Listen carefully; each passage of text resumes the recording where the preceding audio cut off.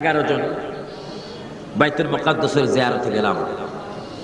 মুসা ইসলামের কবরের পাশে গেলাম, গিয়ে দেখি এই টেবিল থেকে প্রায় 3 গুণ বড় হবে একটা সাদা পাথর। সেই পাথরের উপরে দুটি পায়ের নকশা মোবারক হয়েছে।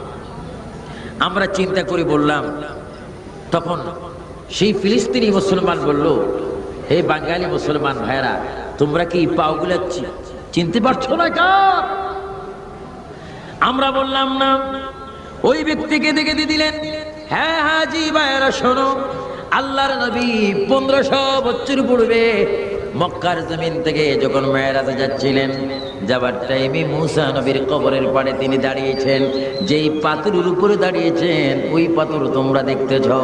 এই কথা শোনা মাত্র আমরা সবাই পাগলের মতো ওই পাথরের মধ্যে যখন চুমা খেলা